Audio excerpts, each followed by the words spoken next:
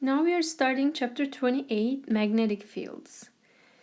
And this is the part that's going to be very similar to what we've seen in the first half of the semester in terms of electric fields. We use E, capital E for electric field. We will be using B for magnetic fields. So first we will find the magnetic field force F sub B, again B for magnetic field, acting on a moving charged particle, and we will identify that F sub B must always be perpendicular to both the velocity of the charge and the magnetic field B. So the magnetic field is responsible for magnetic force, just like electric field was responsible for electrostatic force. So magnetic field, I usually use B field like that, as you will see it. Again, magnetic field representation is B.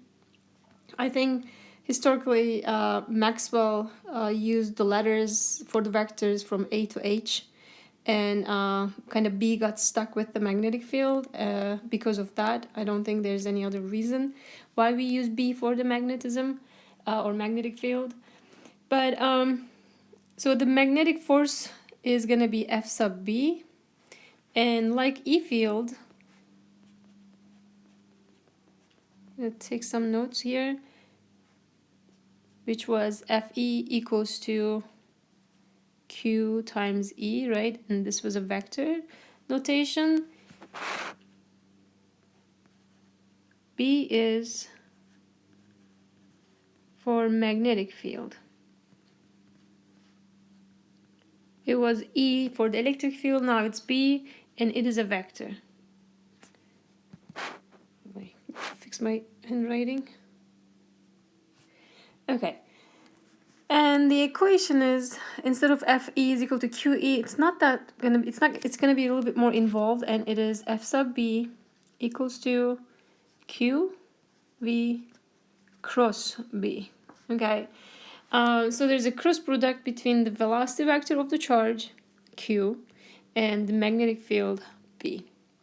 In magnitude, you would write this, since it's the cross product, QVB sine theta, and the force FB is on the particle, and it is due to the B field, and it's equal to the charge Q times the cross product of its velocity and the magnetic field. So this is a vector product. If you remember, we called the cross product a vector product and dot product a scalar product.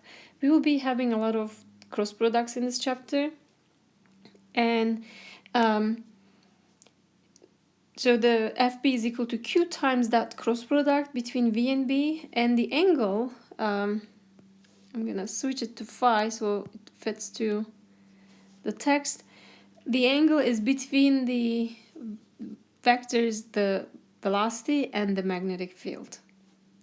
Okay, so this is our equation for the force in this case. So it's a little bit more involved, but as you can see, the force due to electric field depend on the electric field, and now force due to magnetic field depends on the magnetic field, of course, and there's a charge, but there's also the velocity. So in this case, we were looking for the cases and electrostatic. That means the charges are not moving. Now the charges are moving, they have a speed, and then you can also have, if the charge is in the magnetic field region, you may have the magnetic force as well. Okay, that's what we're seeing here. So since it's a cross product, we are going to start refreshing on the right-hand rule. And you will see this word a lot, RHR. Again, that is right-hand rule.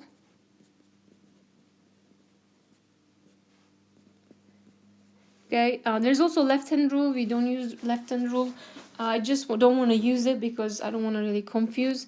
I will mention when it is applicable, especially when we have electrons. Sometimes it's easy to use left-hand rule, but if you're not comfortable using right-hand rule, I want you to stick with right-hand rule only. Don't worry about the left-hand rule, so that you don't make mistakes. So right-hand rule is that since FB is, let's write the equation again. Q V cross B.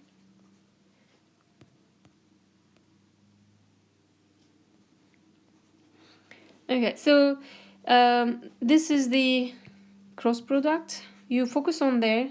The first term in the cross product, Q is not a vector, so the right hand rule is between vectors. In this case, it says the magnetic force is proportional to V cross B, so the direction-wise, we will get it from the right hand rule. Okay, and we need to understand how to do this. The first vector in the cross product, which is the V, the velocity vector, is 4 fingers. There are several ways you can apply right hand rule. This is the way I've been teaching you. Just want to be consistent with the way I show you. And the second vector is going to be kind of the palm direction. So palm is facing towards that direction. Okay, palm doesn't really have a direction otherwise, right? Or your 4 fingers are going to curl towards that vector B in this case. And the resultant here is the magnetic force, and that is the thumb. And your thumb should be stretched out, as you can see it on the figures. It is like almost perpendicular, right, to the 4 fingers. So you need to stretch out your thumb, and when you find the direction. So if you look at the vectors given, there is V pointing this direction here. You put your 4 fingers, as we said that V is the 4 fingers, along the direction of V. But your palm, your thumb can be in any direction, up or down, sideways, right? You don't know which way to orient. So then you focus on the palm. If the magnetic field vector is also given, then you try to orient your palm towards B. It doesn't have to be exactly towards B, but it's in that direction. Like if you look at the hand in A, the palm points towards the right, not left, because magnetic field is on the left side. Okay, so it should point towards that side. And you're basically moving your 4 fingers and curling them towards B. Okay, so it's like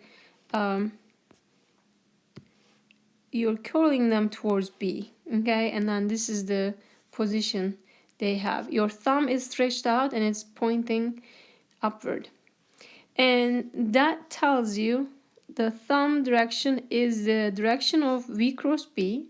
And from the equation of the magnetic field, we see that V cross B is related to the direction-wise, is related to the magnetic force, and it is going to be the same direction if this charge is positive, because this charge here can be positive or negative.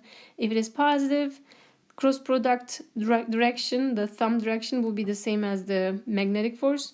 If it is negative, then it's going to be opposite, and you can see that this is positive charge, this is negative charge. V cross B is the same both cases, but the force might be this along with the cross product direction or opposite, depending on the charge sign.